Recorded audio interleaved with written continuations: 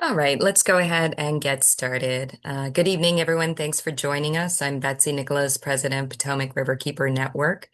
And in the Potomac, we have been dealing with issues of PFAS or toxic forever chemicals for probably longer than a lot of people have known that this is a problem out in the watershed, in large part because we have a lot of sources and facilities here and a very large watershed in this region.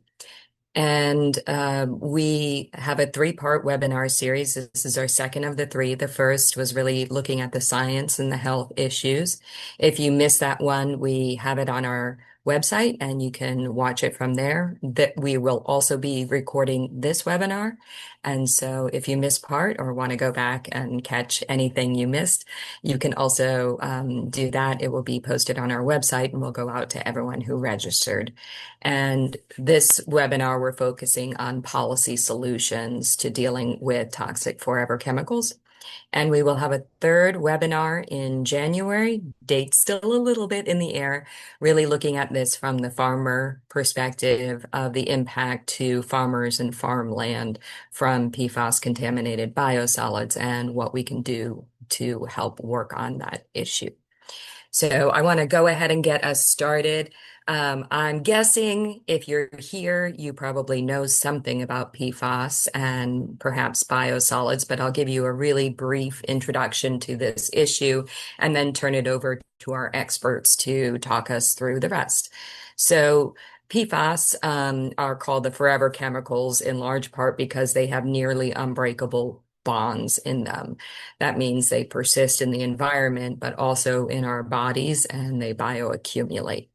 They have a bunch of commercial uses in all kinds of products, from Teflon coatings in cooking pans to different types of makeup to waterproofing, stain proofing, carpets and clothing. And um, they also were traditionally used for aqueous firefighting foam, which is the foam that's used to put out fuel fires. And so that's why you see a lot of contamination around airports and military sites, because this was needed for those purposes. So we now know about the toxic impacts to human health, and we have some rules and regulations that have come out on the federal level. Maybe not as much as we would have liked to see, but certainly a good start. But the time right now to focus is really at the state level, because states have a really good understanding of what's happening in their state, where those problems are, and what we can do from there. So that's really what we're going to be talking about here, both the state and federal policy solutions that we're looking to, what is working, what hasn't worked, and what we can try in the future for new things that can help us control these toxic chemicals and protect our communities and our populations from their impacts and from further contamination of food, water, land, and everything in between. So to get started here, I'm going to give a brief introduction to each of our expert panelists, and then we're going to hear from them one-on-one and also leave a good bit of time for questions. If you just think of questions as we're going along, feel free to type them in the Q&A, and we will get to them at the end, but some of the speakers might be able to just take them as they're speaking, and we can also potentially type answers in there for you as well. So we are going to get started with Senator Sarah Love. She is, I would say, quite the expert and leader on this issue in the Maryland General Assembly, first as a delegate and now as a senator for the past 2 years. Her background is as an attorney, always fighting to make the world a better place, fighting for women, children, underrepresented communities, ensuring health, welfare, freedom, all of these things. And she is also a huge protector of our resources here in Maryland and the entire region, working as well as the chair of the Chesapeake Bay Commission for the past year. Next, we will be hearing from Representative Bill Plucker, who, like Senator Love, has a lot of different titles and jobs. He is a farmer, a policy specialist, an acting representative in the Maine General Assembly, and the chair of let's make sure I get this right, Agriculture, Conservation, and Forestry Committee. He is also an expert on this issue and has helped to lead some really innovative legislation in the state of Maine that we should be looking to as a model to help protect us in other states.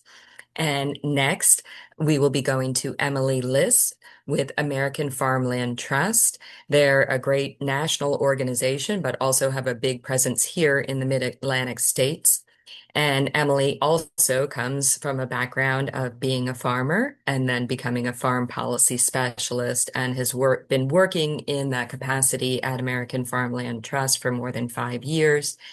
Additionally, she is convening a PFAS work group for organizations, farm-based organizations across the country to problem solve and try and work on this toxic PFAS issue on the whole. So I will first hand it over to you, Senator Love.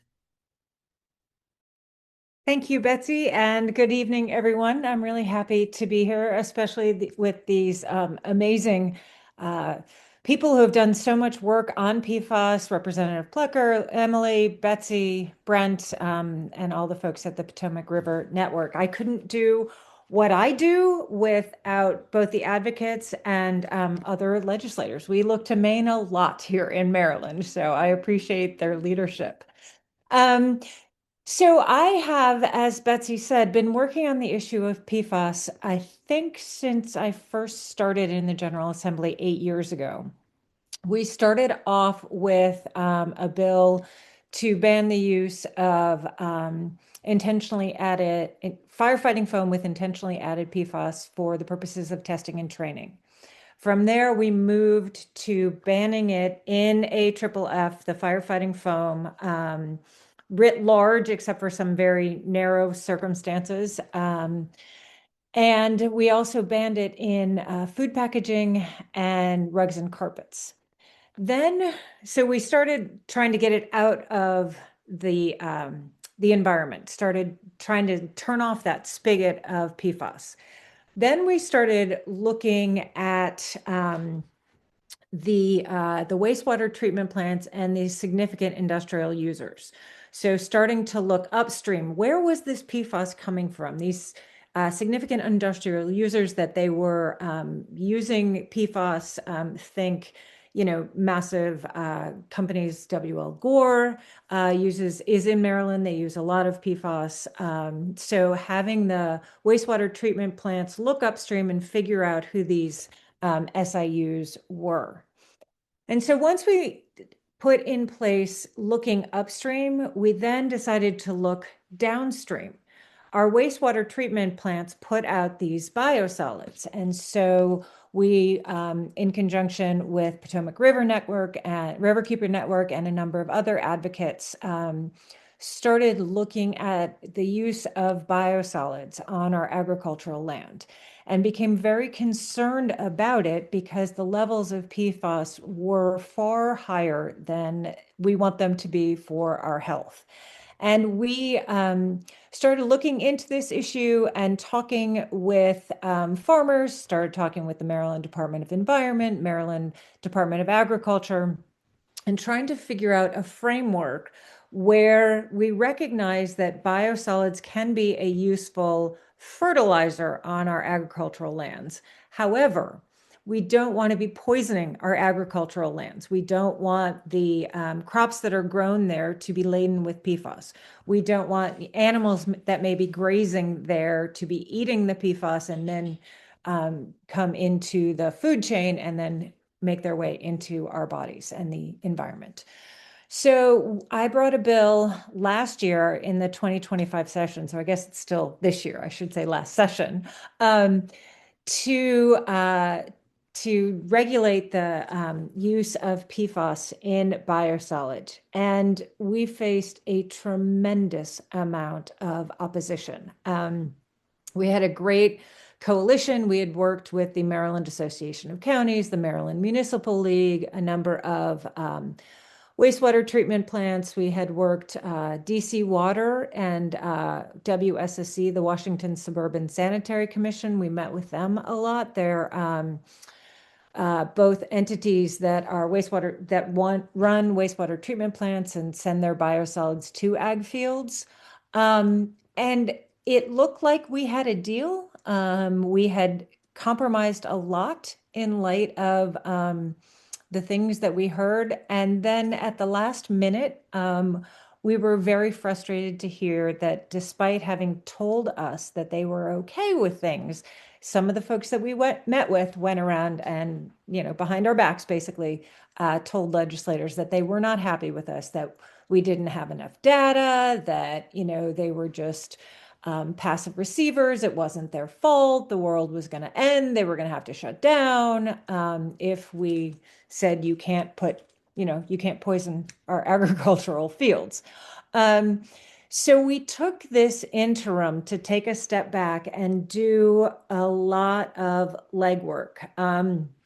Again, that amazing group of people from the advocates to the Department of Environment. Our Department of Agriculture deferred to the Department of Environment, and then wastewater treatment plants, Maryland Association of Counties, and other interested parties and legislators had a number of different work groups. And I used to say that if it wasn't a day with a PFAS meeting, it wasn't a day, because we had that many meetings this interim. So we met on funding. What was it going to cost? How can we think about ways to bring money in to address some of the issues that the wastewater treatment plants were coming up with? What were some new and emerging technologies on destruction and disposal of PFAS? What were some of the issues around timing and sampling? These were all things that the wastewater treatment plants had brought up to us. Then, in light of their complaint that they were just passive receivers of PFAS, we started working on another bill that would phase out products with PFAS. So following in the steps of Maine and Minnesota and New Mexico and a number of other states, Colorado, states that have phased out a number of products, we started working on that aspect of it and looking at products. I mean, do we really need dental floss that has PFAS in it? Ew, no. So trying to get, again, stopping the spigot of PFAS into our waste stream and attending to the concerns that the wastewater treatment plants brought up. I had told them, we listened to you, put your money where your mouth is. I expect you to be at the table with me on this bill. And unfortunately, they have told me they will not be at the table with me on the products bill, which is too bad.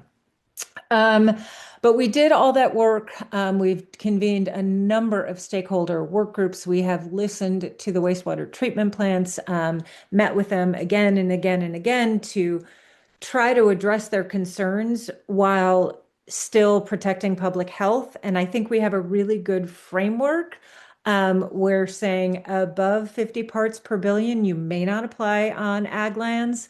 Between 25 and 50, that's sort of the alert level, so that you need to come up with a mitigation plan with the Maryland Department of the Environment. In the interim, there may be, a pause on applying on ag land. There may be some setbacks, but that the entity will be working with MDE. And then below 25 parts per billion, there won't be any restrictions. And we also are talking about how much testing that needs to be done based on the volume. They do more testing or less testing, because that was another criticism that they had before, that we didn't have enough data. We have a lot of data now.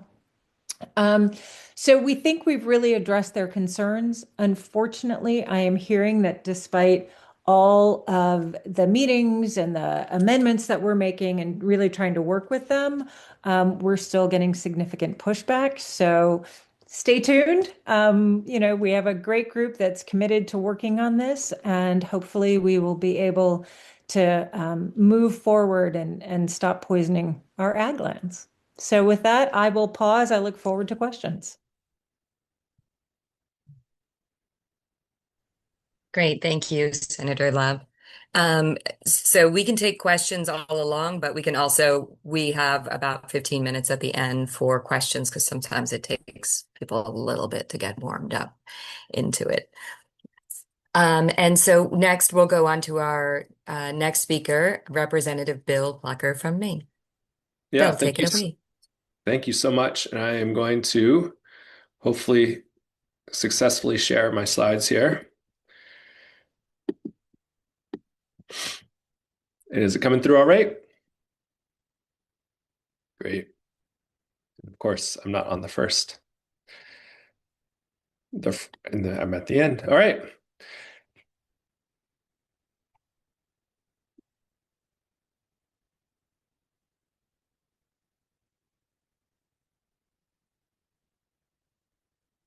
Sorry about that. Okay. We spoke briefly. Thank you so much, Senator Love. Thank you, Potomac Water Riverkeepers, for inviting me to be here to spread the word.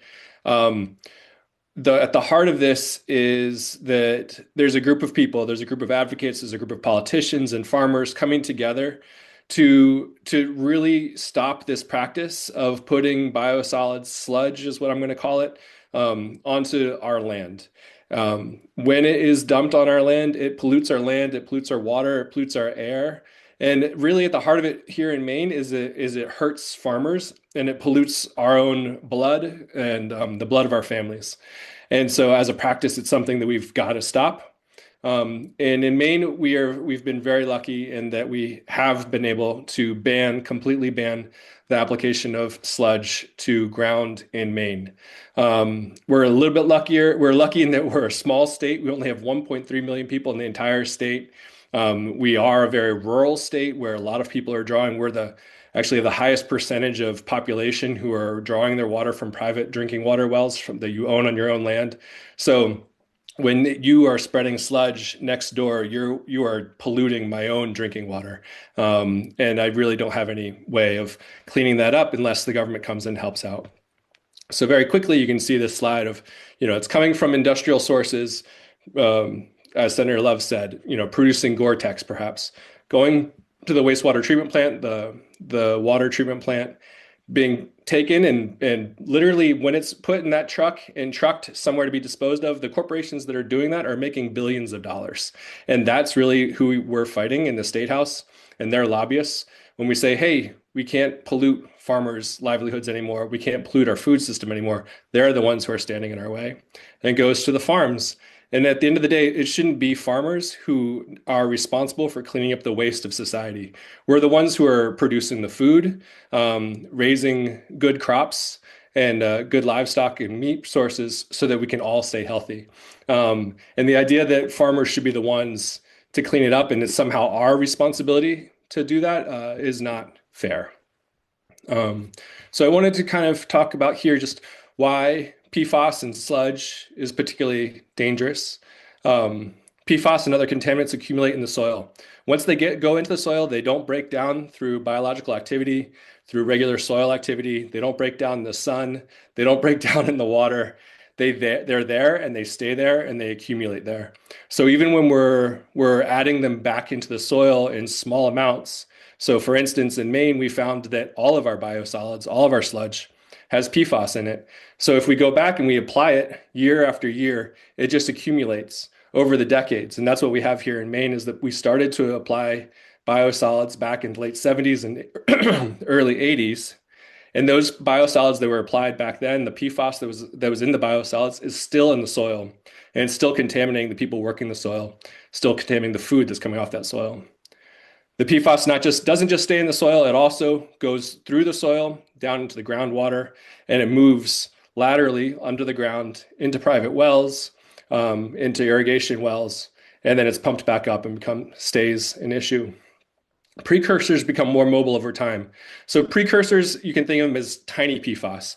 Many of the PFAS that are being regulated by the EPA or by other states are longer chain PFAS. And they try to define PFAS in a way that makes it sound like, oh, the little small ones don't really count. But in Maine, we've defined PFAS so that all those PFAS, if it has a fluorine and a carbon bond, then it is PFAS. And so even those tiny precursors that are in the soil in the presence of biological activity, they can combine and become the longer chain PFAS that we know are so toxic. Also, the same process happens in the wastewater treatment plants. Wastewater treatment plants take that waste in, and then they put it into holding containers where anaerobic activity occurs. And in the presence of that anaerobic activity, you'll actually form longer chain PFAS. And so we're finding more PFAS coming out of the wastewater treatment plants that are going in the first place because we're actually manufacturing it accidentally in these wastewater treatment plants. It was just awful. PFAS concentrations in soil increase with time, even when no new sludge is land applied. And just that same concept, that biological activity the smaller chain precursors come together and form more toxic ingredients. And PFAS and other contaminants find their way to crops and livestock. So we're in Maine. We have a research facility at the University of Maine. We're doing a lot of studying to look at how PFAS moves through the soil, moves in plants. It moves in different ways depending on what kind of PFAS it is. So PFAS, as we define it in Maine, meaning that there is a bond between a fluorine and carbon atom, we're going to have over 10,000, 12,000, 13,000, 14,000 different PFAS. And so different ones move in different ways, affect the body in different ways, and have different roles to play and are found in different parts of plants. So we're looking at how they get taken up from the soil into the plant, held in the leaf versus the fruit, and then how they're eaten by human beings and then eaten by livestock. And once soil contamination occurs, remediation is very difficult. We don't have a good, strong way of doing it. There's all kinds of experimentation being done with tree crops, as well as hemp, as well as different fungi. At this point, once that land is contaminated, we don't have a good way of bringing it back into production. PFAS, highly persistent, mobile, toxic at extremely low levels. Basically, what the EPA found in their draft risk assessment was you shouldn't be drinking it. It shouldn't be in your water. Now we can't even measure it to that small of a measurement. So 4 parts per trillion. So we're talking about just a few drops in many Olympic-sized swimming pools is toxic. And so we can't even measure it to the degree that we need to measure it to make sure that it's not poisoning people in our wastewater or in our drinking water. Also, just a little bit more background. We all have it in our bodies right now, hopefully in a small enough degree that it's not going to be affecting us for the rest of our lives. But the average amount in an American says that if you live long enough, it is going to affect you in some way. Wastewater treatment plants do nothing to remove or destroy PFAS. They really only do that anaerobic treatment. There isn't, for the most part, there is not chemical treatment going on. Many PFAS and precursors move into sludge in the sewage treatment plant, and then the precursors in sludge continue to transform into terminal PFAS after land application, which we talked about. So just to talk a little bit about what's going on in Maine. In 2016, conventional dairy farmer came forward, or he didn't come forward. There was testing being done at drinking water wells around his land. It was coming back spiked in PFAS. They traced the source of it back to the sludge applications he'd been doing on his own land. They look at the land, they look at his grass, they look at his cows, his milk, his own blood. It's all contaminated, and they're finding there's no way to take care of him and no way to help him out. And then we went on, and there were other dairy farmers who were found to be contaminated, other vegetable farmers who were found to be contaminated. And these are these are organic vegetable farmers who hadn't been applying sludge to their own land. It had been applied multiple owners before they ever got there, decades before they got there, but they were the ones finding the contamination. In some cases, the vegetable farmers knew that the people previous to owning the farm before them had died of pancreatic cancer, had died of different cancers that we know are connected to PFAS, but they lived there with no knowledge of what was going on. And I'll just also say that these farmers who have found the PFAS contamination on their farms, they have more PFAS in their blood than the folks who are working in the plants where PFAS is being manufactured. So at the 3M plants or at the Chemours plants. Because as farmers, we're drinking the water, we're eating the food, we're breathing the dust, multiple routes of contamination. And just means it really becomes an issue, not just about the public health and the health of our food system, but the health of farmers themselves. And so what we did as a state was we found that we needed to respond. We needed to give a way for farmers to have some trust and faith in the system that would support them if they came forward and talked about what they were facing. And right now, Maine is the only state that has a program to support farmers who find contamination.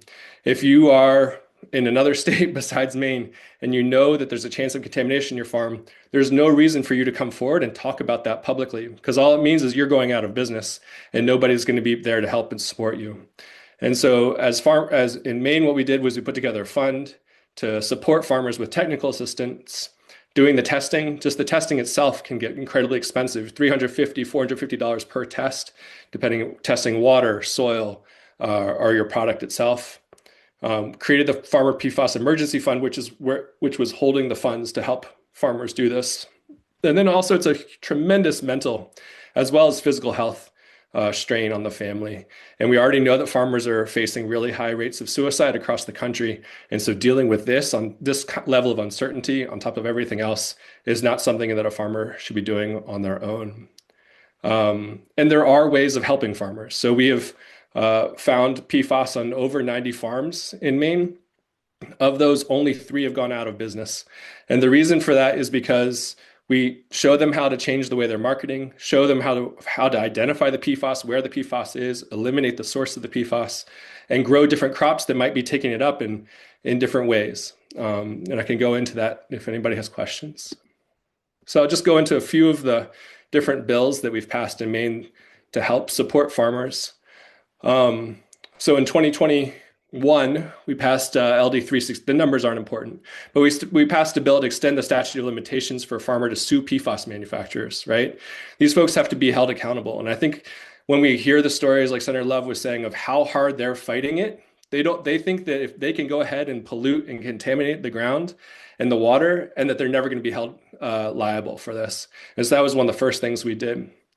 We ordered the DACF. DACF is the Department of Agriculture, Conservation, and Forestry, to study how to support farmers that are affected.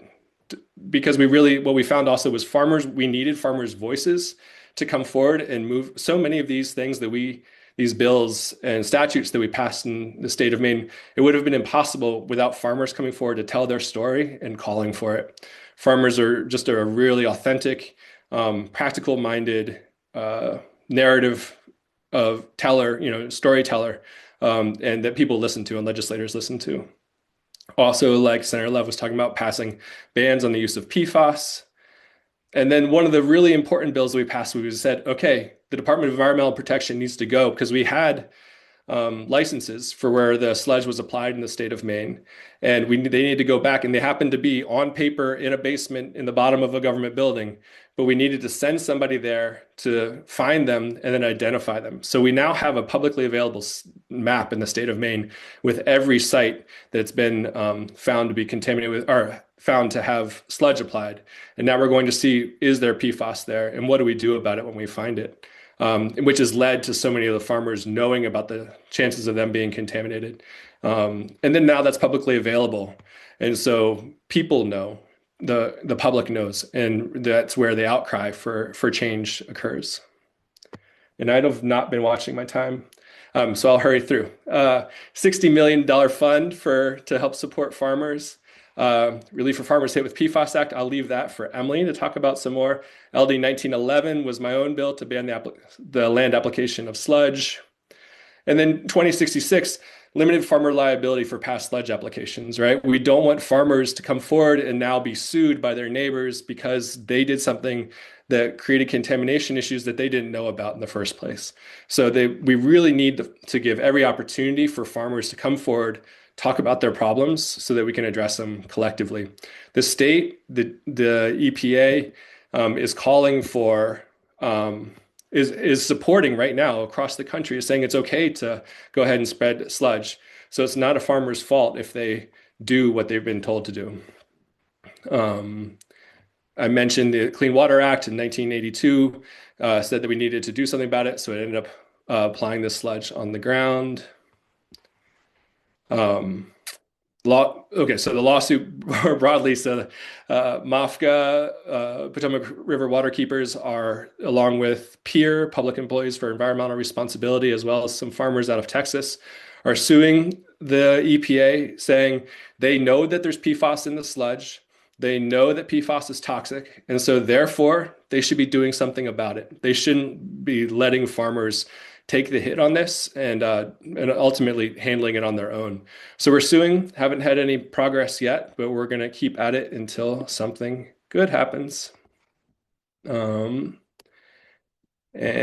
quickly, I mentioned waste haulers are making tremendous profits from moving the sludge. In our case in Maine, they're picking it up in Massachusetts, bringing it to Maine.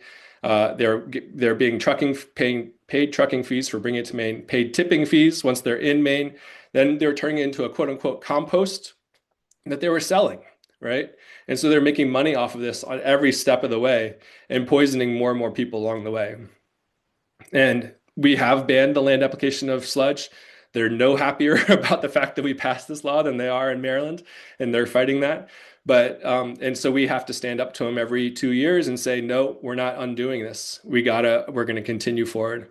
Landfill capacity is undoubtedly an issue in the state of Maine, and we are, like I said, we are a small state with a large land area, so we can manage it at this point. But investing in dryers, over 80%, almost 90% of sludge really is water. So if you can invest in a dryer that removes the water, removes the volume, and then it's easier to put that dried sludge into the landfills to dispose of properly. And I think that's the end. Thank you, everybody. I feel like I ran through that very quickly. Um, you answered this, Bill, but I just wanted to make sure to kind of draw out the answer that that Maine has prohibited all land application, correct? That's right. And Connecticut as well. Connecticut has as well. Okay, great. And most of it's being handled now with landfilling, That's right. Yep. in terms of the disposal. That's right. And so we've got a dryer coming online this year, but Great. we need more than that to handle the volume of sludge that we have to deal with. Thank you. And Senator Love, I just wanted to pick one question that was in the chat for you of about the pushback and just wanting a little more detail on is it wastewater treatment plants, and can you just describe it a little bit? Sure, it is the wastewater treatment plants. And they, as Representative Plucker noted, there's money here. So they get paid for their biosolids. And they're worried that they won't be able to sell their biosolids. And so they'll lose a huge amount of money, and then they're going to have to raise rates, and they're going to make it harder on individuals. And they're also saying that they can't do the testing, they can't take care of the biosolids. It's not their fault. It's going to cost a huge amount of money. One entity just invested billions of dollars in a new facility, and they're saying that if our bill goes through, then those billions of dollars will be lost. My response is one, no. And two, if you just built a new facility, why didn't you put PFAS testing and remediation in it? Because you've known this was a problem. So it's tough because they come to their legislators and they say, we're going to have to hike rates. And then legislators get very worried about a rate hike on their constituents, especially when we're all facing energy rate increases and a lot of other pressures on the economy. You're on mute, Betsy. I knew I was going to do it at some point. Thank you. And one more question for Representative Plucker. You had mentioned 90 contaminated farms. Do you know how many were tested on the whole? We have had, so we like I mentioned, we went back and looked at all of the sites where we had disposed of sludge through land application over the decades. There were thousands of sites. And so we are still testing those sites. We ranked them in order of most likely to be contaminated to least likely, tier 1 to tier 4. And so we've tested all of tier 1 and 2, but we're still in the process with the other sites. So we the yeah, so thousands of sites have been tested, though not all of those sites are still farms. Got it. Okay. Thank you. I think that helps answer the question that was in there. I know there are some more questions, but want to go ahead and jump on to our next speaker here, and then we can pick up the rest of them at the end. So, Emily, take it away. Great. Thanks, Betsy. Let me just pull up the slides.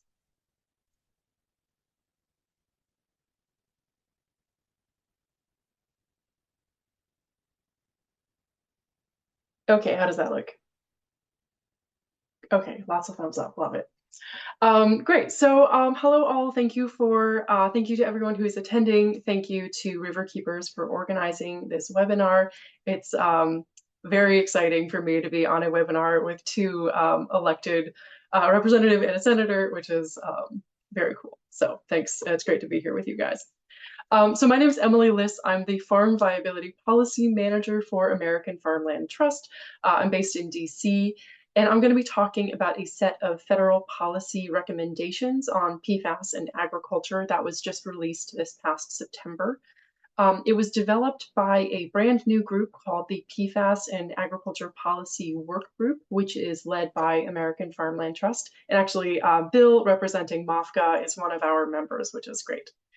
So I am mostly going to be speaking on behalf of the work group here. So the work group, there we go. The work group is composed of a really wide range of members.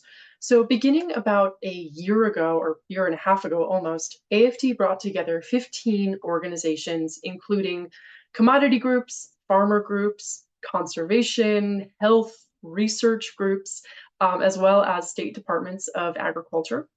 And we were really intentional about building this group. We wanted groups such as MAFGA that had a ton of expertise in this issue. They've been working on this for almost 10 years now. We also wanted a wide range of perspectives that would really help us to build bipartisan, pragmatic solutions. And finally, we wanted a range of groups that would show that PFAS isn't just a Maine issue anymore. It's not just a milk issue or a small liberal Northeast state issue, that this is a national issue and that groups across the country are ready to deal with it. And I'll just say that it cannot be overstated that these are 15 very, very different groups. And the fact that we were able to agree on recommendations touching such an incredibly complex issue really does speak to how strongly we feel it is time for action. So as we were kind of coming up with these recommendations, we had three North Star goals that I want to share. The first is that we want to protect farmers and farm families from the health impacts of PFAS. As I think Bill said, you know, PFAS is certainly, it can pose a risk to consumers more broadly, but we find that oftentimes it's the farmers themselves who have the highest risk of negative health impacts from PFAS. So, and also, you know, in policy, it can be so easy to think about the bottom line. It can be so easy to think about businesses that we really wanted to remind ourselves that this is about people first and foremost.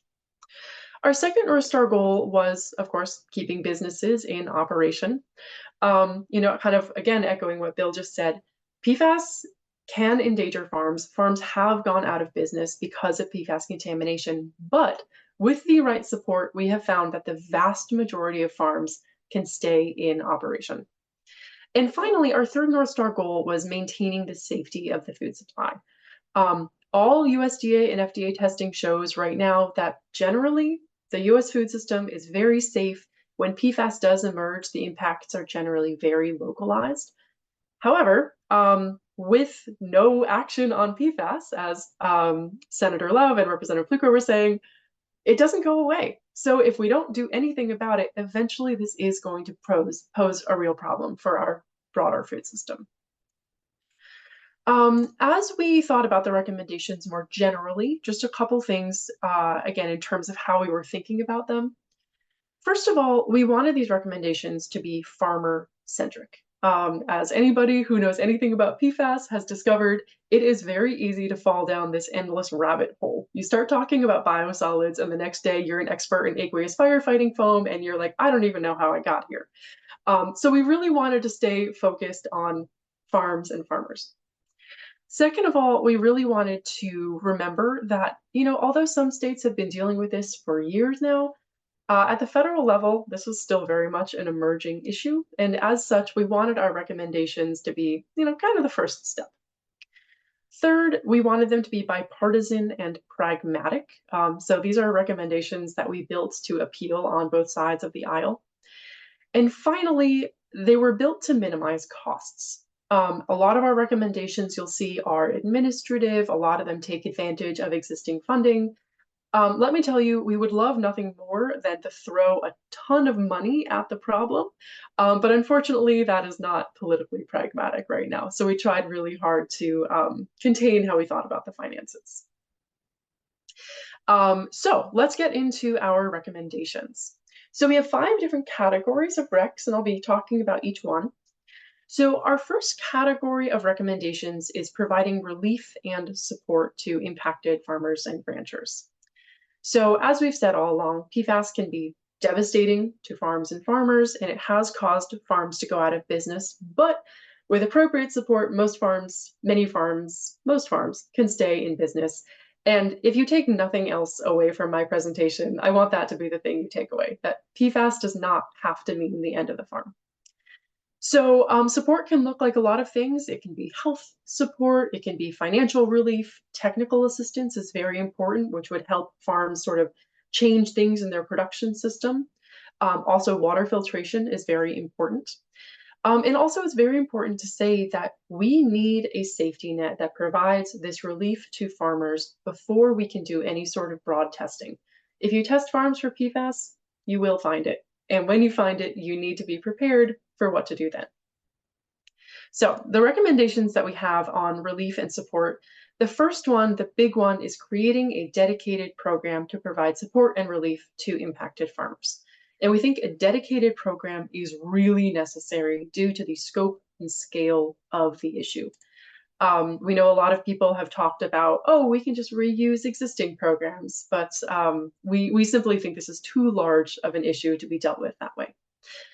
That said, we do think there are some opportunities to tweak existing programs. This isn't going to solve the problem, but it will help some farmers.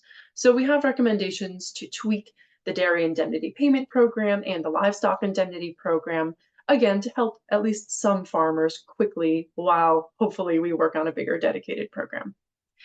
We also would love to see the Department of Defense support support the farmers that they have impacted through their own actions. In a 2-year span, the DoD sent almost 4,000 letters to farmers that they may or may not have impacted through DoD actions, basically saying, you might have PFAS, good luck with that. So we would love to see DoD actually stepping up and providing support to those farmers. And finally, we want EPA and USDA to make sure that they are using their existing clean drinking water programs to their fullest extent. The programs are already there. Let's make sure that the money is actually getting out there to rural communities who need clean drinking water. So moving on to our second category, which is protecting farmers from liability under CERCLA.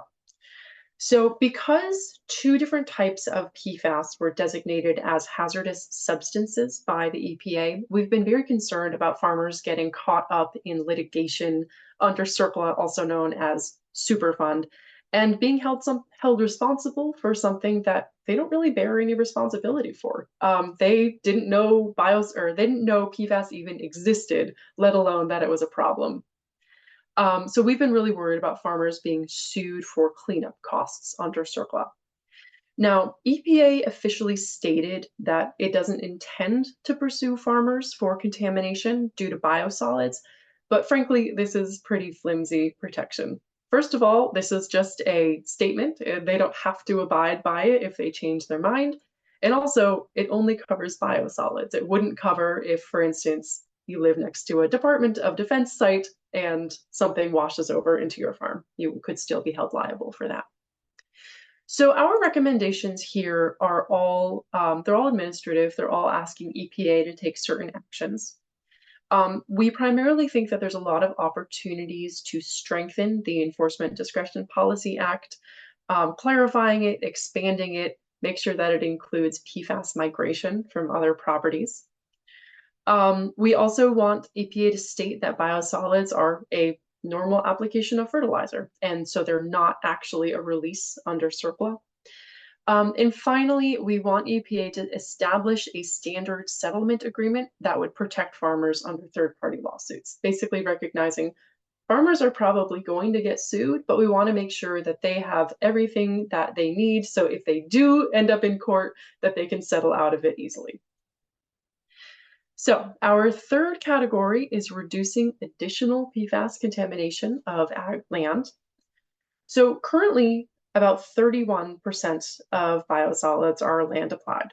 And we don't really have conclusive data about how many of those are contaminated or what level they are contaminated at, but I think we can safely assume it is more than 0. So the bottom line is that there is no technology that can remove PFAS from soil at any sort of scale. And hopefully in the next 5 or 10 years, that is going to change. But right now, the technology simply doesn't exist. So the only way we can get ahead of the problem is by stopping PFAS from getting onto farmland in the first place. We have absolutely co-opted Maine's term about turning off the tap here, which is just a great phrase. So we have 2 recommendations in this category. The first is developing a health-based PFAS threshold in land-applied biosolids. So very similar to what Senator Love was talking about a little while ago, about having those action levels. So basically asking EPA develop the thresholds and then have biosolids be tested before they go out onto land.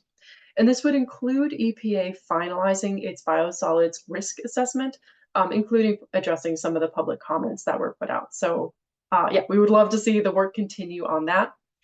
And then we would also love to see USDA and EPA work together to find voluntary programs that will help farmers transition away from biosolids. The bottom line is that a lot of farmers use biosolids because they're really cheap. And so we're aware that if all of a sudden farmers can't use biosolids, it's probably going to have a bit of a financial impact on some of them. So we want to make sure that we're thinking proactively about that. All right, our fourth category is research. PFAS, as I've said before, is an emerging issue, and there are just an infinite number of questions that need to be answered. Can soil be remediated? How do we remediate soil? Where does PFAS accumulate in crops? How do we address health issues? How do we destroy it? The list goes on. And we need these questions answered because we can't really develop good policy until we understand more. So we have a whole bunch of recommendations here. We didn't get into what are the top priorities because, we are not a research organization. We want scientists to be answering those questions. So we mostly focused on how do we get the funding? How do we get the government to really put their back into this work? So we have recommendations for both Congress and USDA to make research a major priority, make sure that the different agencies are actually talking with each other and coordinating with one another as they do this research, since this research will be coming from all these different parts of the government. We want to make sure that we're leveraging public-private partnerships. And also, and I find this one really interesting, we have a recommendation for the national academies to do a meta-analysis on what is the state of the science and what are the questions that we actually need to be answering so that our funding is actually going to answer the most pressing questions that we really need. So our fifth and final set of recommendations is around coordinated education and a risk communications strategy. So basically, farmers and the public are really concerned about PFAS. I mean, anybody who's watching us right now, you're probably very concerned about PFAS. And there's a strong desire for clear and consistent and actionable communication from the federal government. I literally have looked at a government page before that said, if you're concerned about PFAS, try eating food that doesn't have PFAS, which is really helpful, as you can imagine. So we want actionable information. We want to know what we're talking about.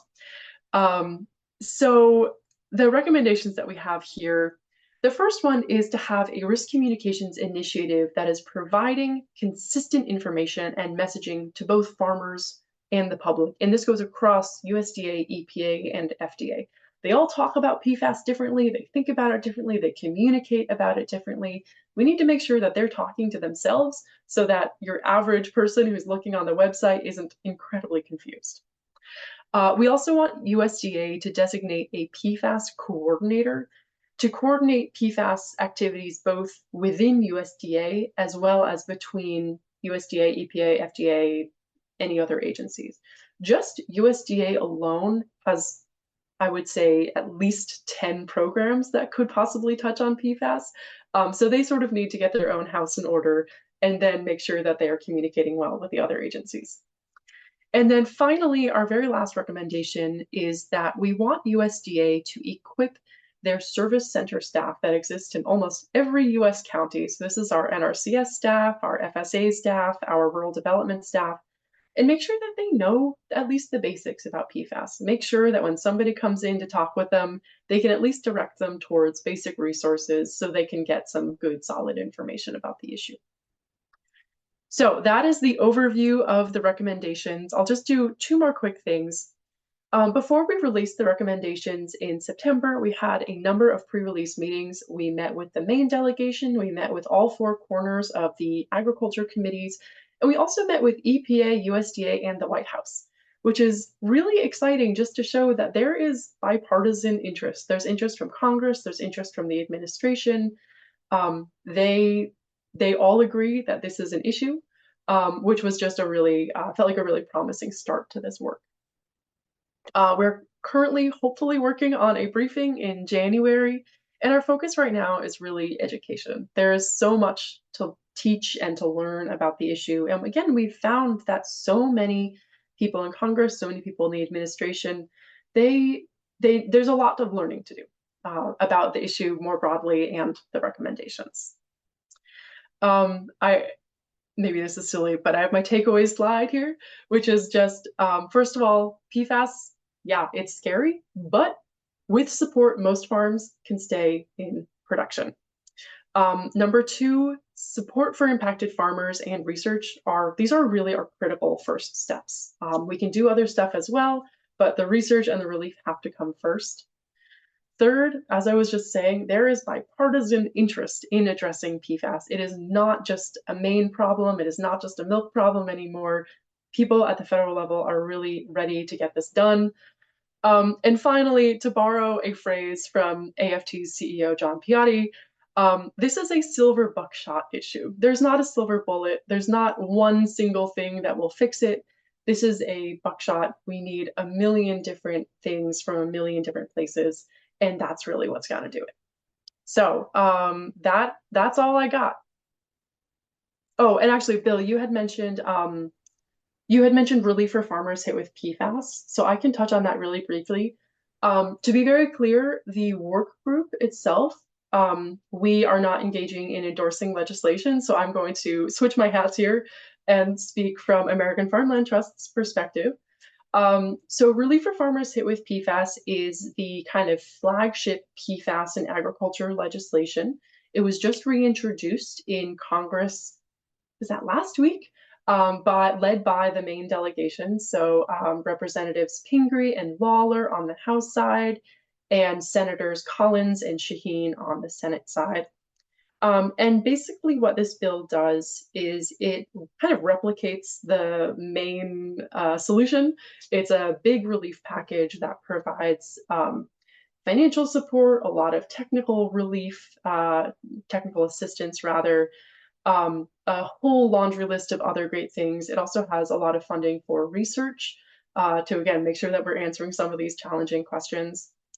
And the great thing about this is that again, like the relief will enable additional actions, right? And once you have relief, then you can start thinking about other things like testing. And the bottom line too is that we need a dedicated program. As I was saying before, there's been a lot of interest in, oh, maybe we can like fix PFAS by using this conservation program or through crop insurance. But we really do need a dedicated program that will provide sufficient funding to helping this out. Bill, I don't know if you have anything to add about relief for farmers hit with PFAS, but That was we think it's great. Thank you, Emily. That was great. And I posted the link to where people can get to that work group representation and recommendations. So we've only got a few minutes left, but I wanted to ask a couple quick questions. And I'm going to use discretion of information I know a little bit. That Senator Love is something like farmer relief an issue that you're working on with Biosolids? So we have started the conversation with the Department of Agriculture. I would be very interested in working on farmer relief with the interested parties. I think that is definitely a next step. So to be continued. But yes, very much want to do that. Excellent. And Representative Plucker, one thing you said I thought was particularly scary, but the impacts to farmers themselves. Can you just very briefly touch on that? Yeah, and as a farmer who I started farming at the same time as a lot of these folks, and if I had just bought another piece of land, I'd be in the same situation. And so these farmers a lot of times can't farm anymore. They're going, I mentioned in the chat, cholestyramine, which is it's in research to be treated for PFAS. There, it's not just the person working the land, but it's the entire family. In some cases, the mother was lactating at the same time as being exposed to PFAS. The child was consuming it through the mother's milk, and the mother has lower levels of PFAS because she fed it to the child. And we've got entire counties of people who are been exposed through their drinking water because sludge was applied to farmland near them. So it's a real issue that there hasn't been enough research done on. Thank you. Seeing that we're pretty much at time, I just want to give everyone a chance for any quick closing thought, and I'll start with you, Senator Love. Just encourage everyone to stay engaged, reach out to your legislators, offer your expertise and your support. We need it. And thank you, everyone. Appreciate this evening. Thank you. Representative Plucker. Yeah, I think this is a bipartisan issue that people in Maine have been coming together to do something about across the aisles. And so we really need to hold that up and just plug the Relief for Farmers Hit with PFAS Act. It really is the first step to dealing with this issue on the federal level. Excellent. Emily? I think I'll just ditto what Bill said, that Relief for Farmers is a really, really awesome first step, and we would love to see that come to fruition. Great. Well, thank you so much. I learned a lot and really appreciate this discussion and all of your dedication to working to protect communities, farmers, waterways, all of us from this big public health threat. And thank you so much. Thank you to everyone for joining. Good night, everyone.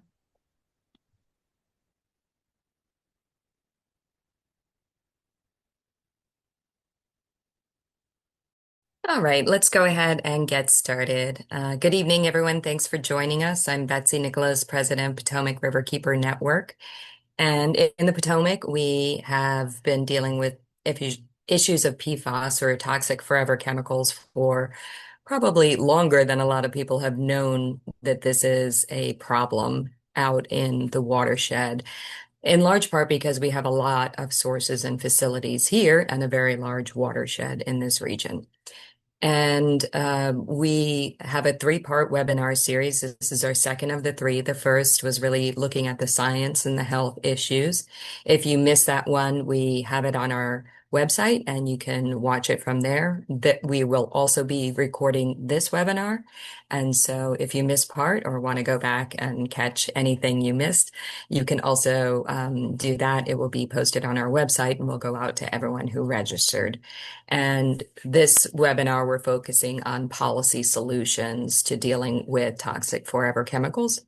And we will have a third webinar in January. Date still a little bit in the air, really looking at this from the farmer perspective of the impact to farmers and farmland from PFAS contaminated biosolids and what we can do to help work on that issue.